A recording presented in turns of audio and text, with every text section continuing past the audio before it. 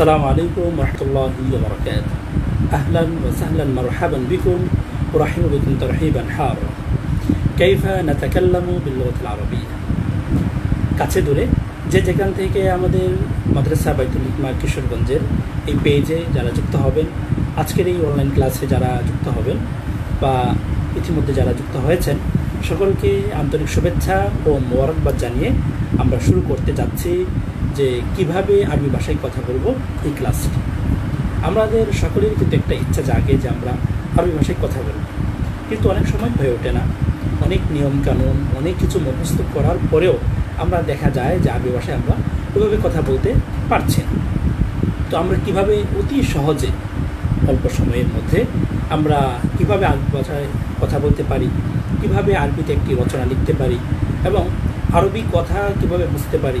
আমাদের দেশে বিশেষ করে তাবলিগ জামাতের মুনাসাবাতে অনেক বিদেশি জামাত কিন্তু আমাদের দেশে আসেন। আমাদের কিন্তু ইচ্ছা হয় যে আমরাও যেন তাদের সাথে কিছুটা কথা বলতে পারি, তাদের সাথে মত বিনিময় করতে পারি, নবীর দেশের মানুষের সাথে যেন আপনি কথা বলতে পারি, কিন্তু আমাদের অনেক সময় হয়ে ওঠে না।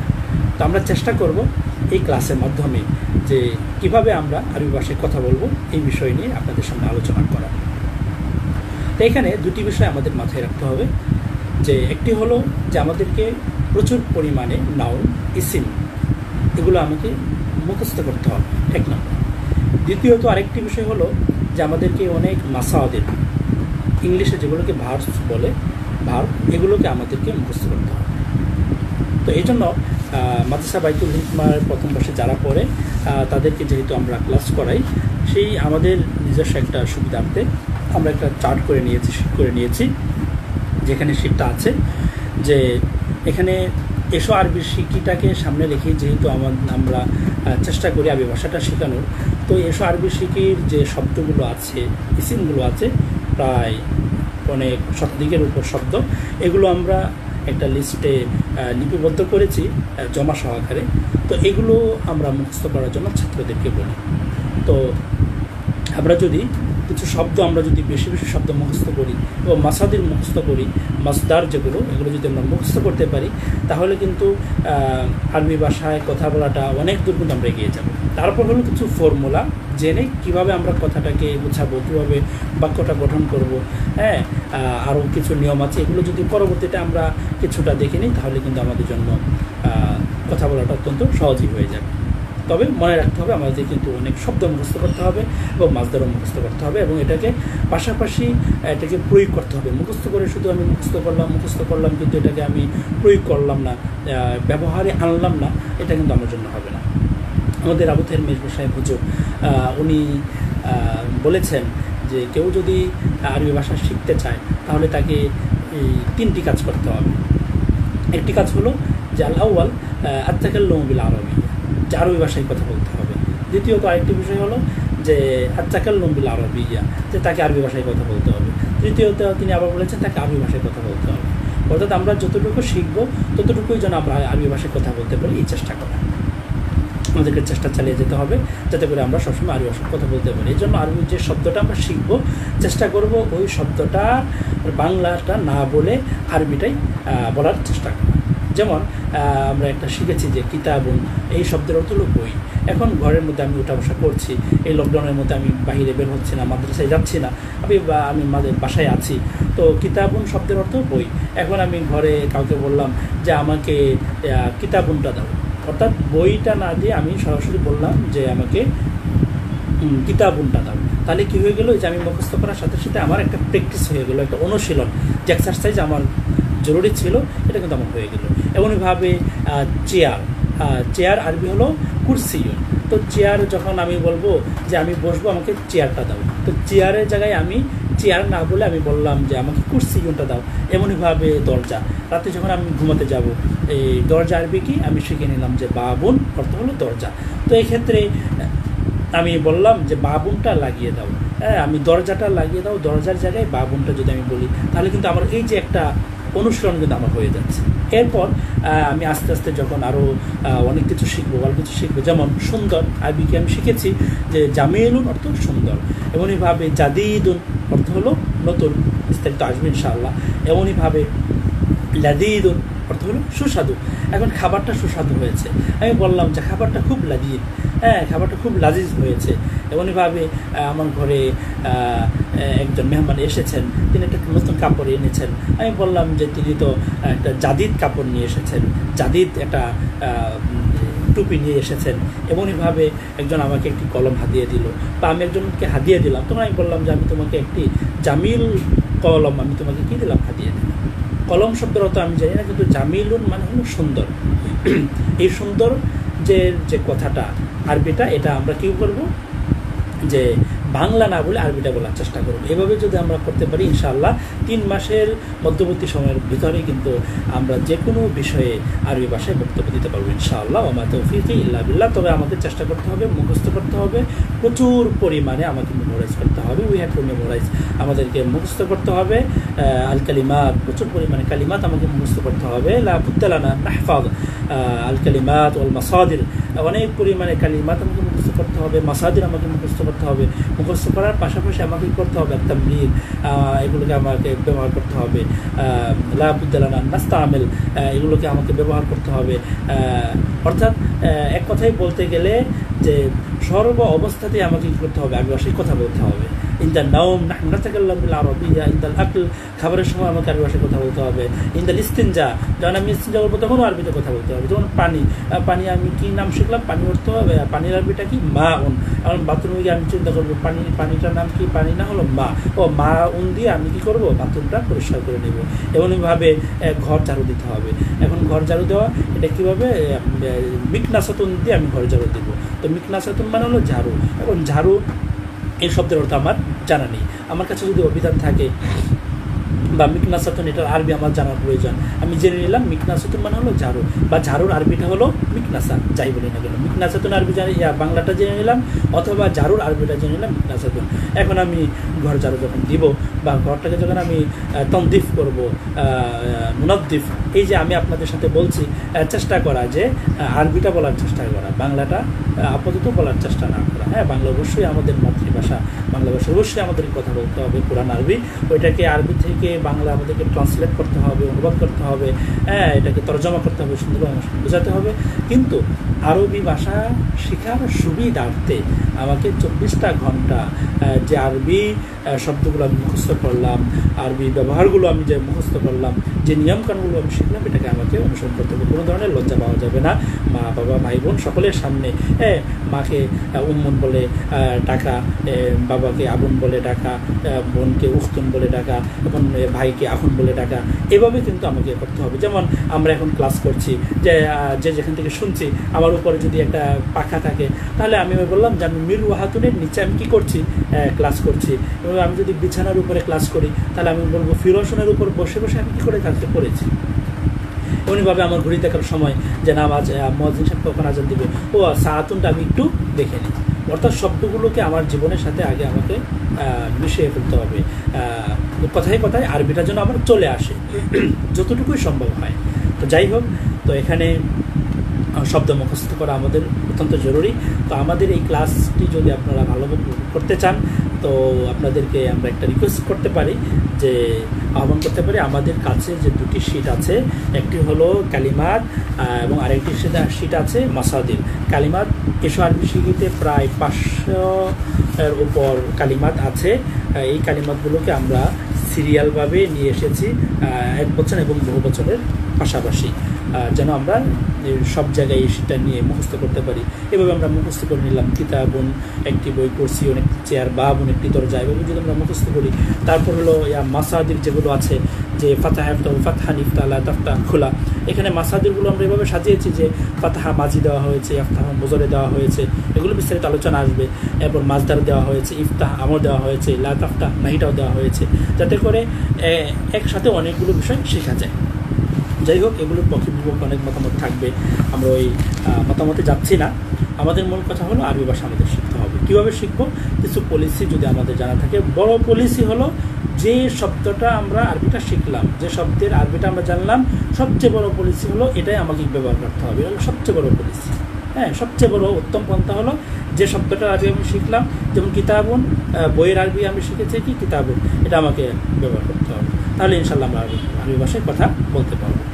এখন আসি যে আমরা আরবিতে যে বাক্যগুলো আমরা গঠন করব বা বাক্যগুলো আমরা বলি, কিছু বাক্য আছে ফেল কেন্দ্রিক, যেমন আমি খেয়েছি, আকালতু, হ্যাঁ, আমি বাজারে গিয়েছি, ধাবুইলাসো, এমনইভাবে আমি বাজারে যাবো, ধাবুইলাসো, এমনইভাবে আমরা যদি বলি এটা হলো ফেল কেন্দ্রিক। আরেকটা হলো ইহা একটি কলম, যেমন হায়দা কলম, এমনইভাবে আমরা যদি বলি যে এটি একটি সুন্দর বই, হায়দা কিতাবুন জামিলুন, এমনইভাবে এটি আমার বই, হায়দা কিতাবি, এখানে কিন্তু কোনো ফেল নেই। একটা হলো ফেল কেন্দ্রিক, কাজ কেন্দ্রিক, কাজের সাথে সম্পৃক্ত কিছু বিষয়, আর একটা হলো নাউন কেন্দ্রিক, ইসিম কেন্দ্রিক, অর্থাৎ এখানে কোনো ধরনের ফেল থাকবে না।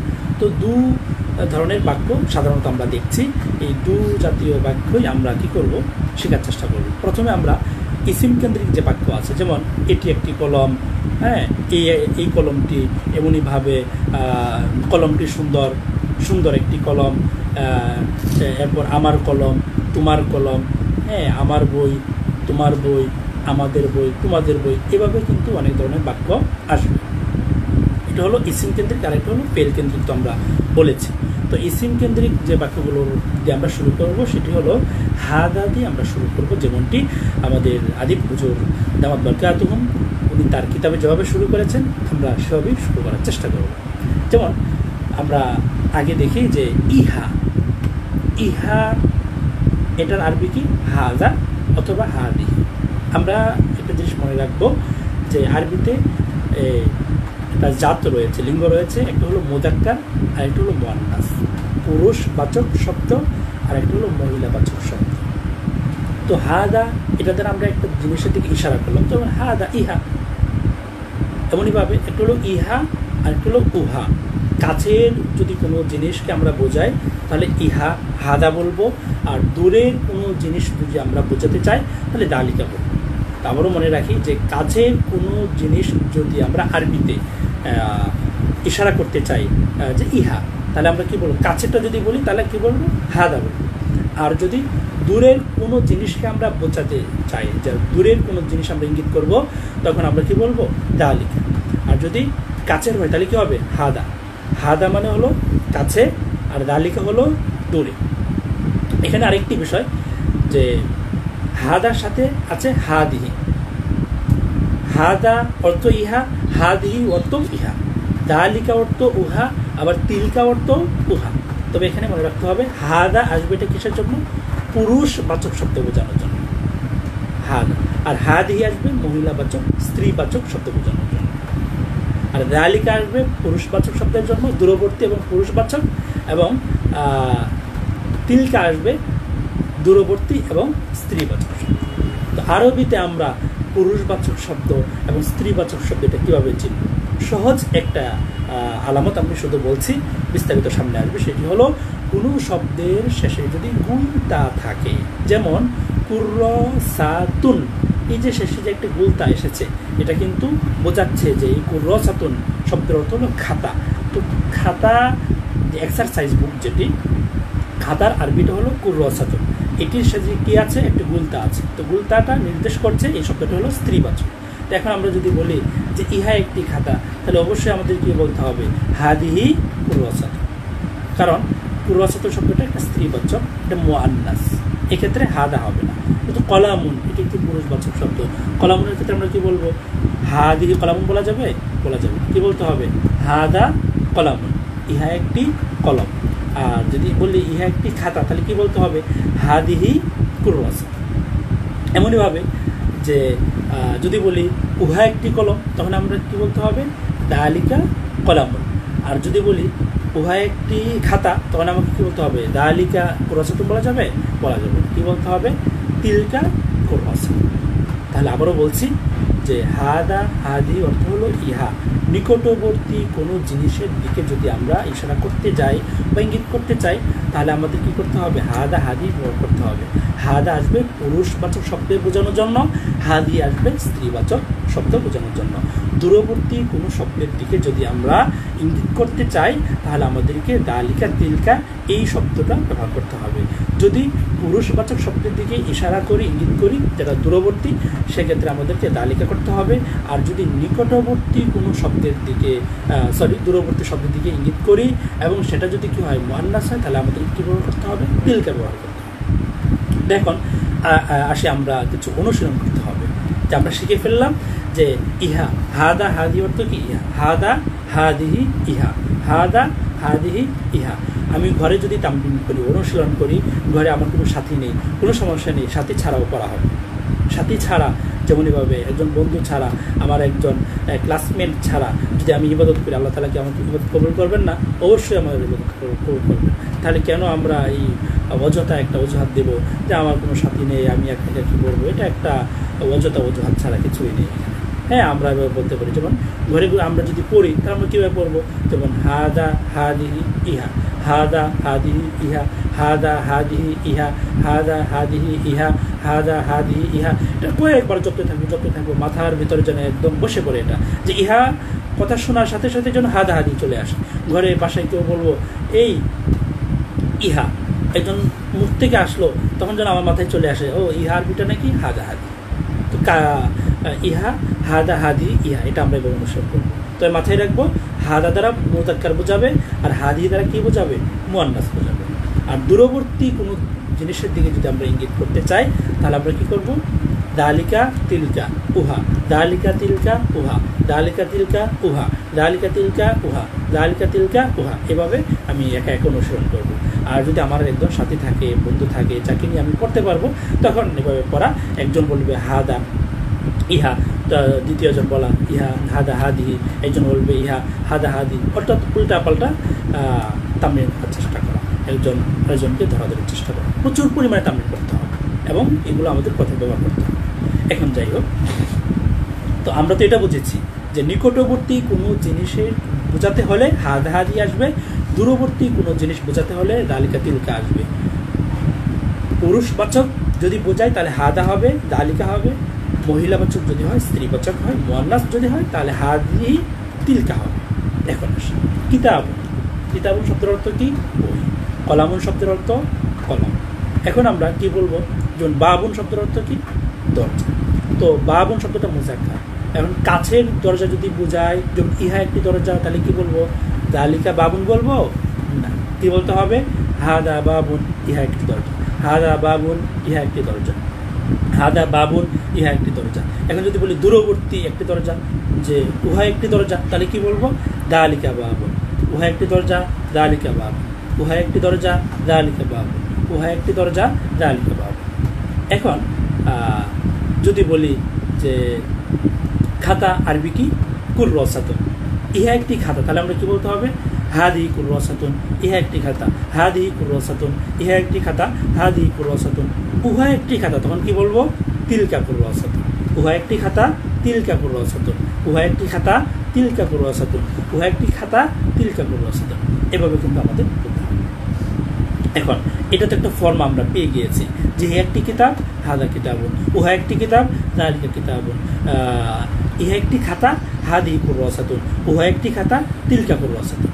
আবারও বলছি, হাদা কিতাবুন, ইহা একটি কিতাব, হাদা কিতাবুন, ইহা একটি কিতাব, উহা একটি কিতাব, যালিকা কিতাবুন, উহা একটি কিতাব, যালিকা কিতাবুন।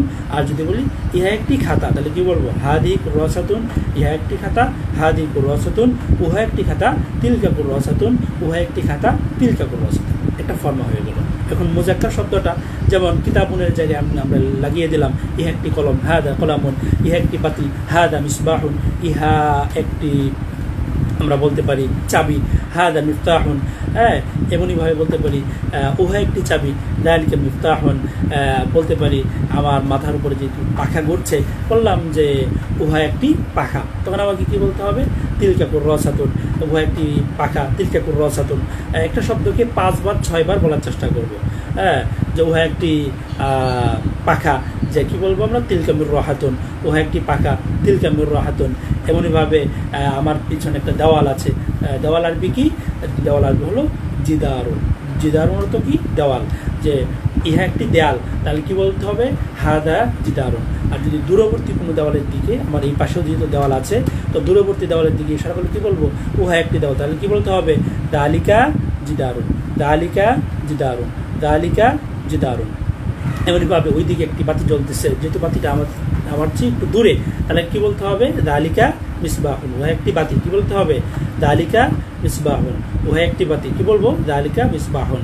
আর আমার সামনে একদম নিকটে একটা বাতি আছে, তখন আমি কি বলবো? হাদা মিসবাহ। তাহলে এই যে আমরা যে অনুষ্ঠানটা করবো, এর জন্য আমাদের কি দরকার? প্রচুর পরিমাণে শব্দ মুখস্থ করা দরকার। এর জন্য যারা আমরা দেখছি, আমরা ঘরে যদি থাকি, তাহলে ঘরের ভেতরে যে শব্দগুলো আছে, যে বস্তুগুলো আছে, এই সবগুলো বস্তুর আরবিটা শিখে ফেলা আমাদের জরুরি। যেমন আমার সামনে একটা টেবিল আছে, টেবিল আরবি কি? তাওবিলাতুন, টেবিল। মিন দাদাতুন তেপায়া, এটা আমরা মুখস্থ করে নিলাম। হ্যাঁ, আমার সামনে একটা খাতা আছে, খাতা আরবি কি? কুররাসাতুন। আমার সামনে একটা বই আছে, বই আরবি কি? কিতাবুন। এবার আমি একটা পাঞ্জাবি পরেছি, পাঞ্জাবি এটা কি? কমিসুন। হ্যাঁ, লিবাসুন, পোশাক। আমার মাথায় কি আছে? টুপি আছে, টুপি আরবিটা কি? কলানসুয়াতুন, টুপি। হ্যাঁ, আমার মুখে দাড়ি আছে, দাড়ি আরবি কি? লিহিয়াতুন, দাড়ি। হ্যাঁ, এমনিভাবে আমার বডির মধ্যে কি আছে এগুলো জানার চেষ্টা করা। উদুনুন মানে কান, আমার কি আছে? চক্ষু আছে। আইনুন মানে চক্ষু। এমনিভাবে আমার একটা মুখ আছে, মুখ আরবি কি? ফামুন, মুখ হবে। এমনিভাবে হ্যাঁ, আমার পাঞ্জাবিতে কি আছে? একটা পকেট আছে, পকেট আরবি কি হবে? জাইবুন, মানে হলো পকেট। এখন এভাবে কিন্তু আমাদের প্রতিনিয়ত শব্দগুলো আমাকে নিজে শেখার চেষ্টা করতে হবে। অনেক সময় দেখা যায় যে গুগল ট্রান্সলেটে যে শব্দটা আমি পাবো না, এটার যদি আরবি খুঁজতে চাই, গুগলে লিখে দিলে গুগল থেকে কিন্তু পাওয়া যায়। তাছাড়া আমার কাছে যে শিটটি আছে, মাদ্রাসা বাইতুল হিকমা থেকে যে একটা শিট প্রস্তুত করা হয়েছে আরবি শব্দগুলি নিয়ে, অর্থাৎ প্রাথমিক ছাত্রদের জন্য, যেটা অত্যন্ত জরুরি। এবং এই শব্দগুলো মুখস্থ করতে পারলে সার্বিক কিতাব যে কেউ নিজে নিজেই পড়তে পারবে ইনশাআল্লাহ। এটা আমরা পরীক্ষিত এবং আমরা আমাদের মাদ্রাসার ছাত্রদেরকে এটা করিয়েছি। এখন যেহেতু লকডাউনের কারণে আমরা পারছি না, এই জন্য লাইভে আমরা সকলকে এই বিষয়টা জানাতে চেষ্টা করছি। তাহলে আমার আজকের এই ক্লাস হয়তো আপনারা অনেকেই বুঝেছেন, এবং যারা বুঝেছেন বা যারা অনেকেই যারা বুঝেন নাই, ইনশাআল্লাহ আমাদের ফলো করলে, অনুসরণ করলে ইনশাআল্লাহ আমরা বুঝিয়ে দেওয়ার চেষ্টা করব। আর কোনো ধরনের যদি প্রশ্ন থাকে আমাদের কমেন্ট বক্সে জানাবেন অথবা ইনবক্স করবেন, ইনশাআল্লাহ আমরা বুঝিয়ে দেওয়ার চেষ্টা করব। আর আমাদের সাথে সরাসরি ভিডিও কনফারেন্সের মাধ্যমে কেউ যদি যুক্ত হতে চান, অত অবশ্যই আমাদের সাথে যুক্ত হতে পারবেন, সে আহ্বানও রইল। তা আবারও বলছি, কাইফা নাতাকাল্লামু বিল লুগাতিল আরাবিয়্যা, কীভাবে আমরা আরবি ভাষায় কথা বলবো। কাইফা নাকতুবু বিল আরাবিয়্যা, কীভাবে আরবি ভাষায় আমরা খুতবা দিব। কাইফা নাকতুবু বিল আরাবিয়্যা রিসালা, কীভাবে আমরা আরবিতে চিঠি লিখবো। কাইফা নাকতুবু আল মাকালা বিল আরাবিয়্যা, আরবিতে কীভাবে আমরা একটা মাকলা লিখবো, একটা হ্যাঁ কীভাবে একটা গদ্য লিখতে পারি, একটা পদ্য লিখতে পারি, কীভাবে একটা কবিতা লিখতে পারি, কীভাবে একটা গল্প লিখতে পারি, এই বিষয়গুলোকে সামনে রেখে আমাদের ক্লাস। তো এই জন্য আমরা যদি প্র্যাকটিস করতে থাকি, অনুশীলন করতে থাকি, ইনশাআল্লাহ একদিন অবশ্যই অবশ্যই আমরা সব বিষয়ে লেখালেখি করতে পারবো, সব বিষয়ে আরবি ভাষা বলতেও পারবো, এবং কোরআন এবং হাদিস আমরা কী করতে পারবো, বুঝতে পারবো।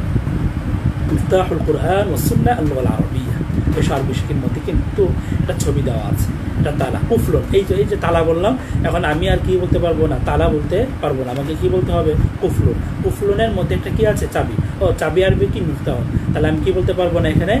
মিফতাহুনকে চাবি আর বলা যাবে না, কি বলতে হবে? মিফতাহুনকে মিফতাহুনই বলতে হবে।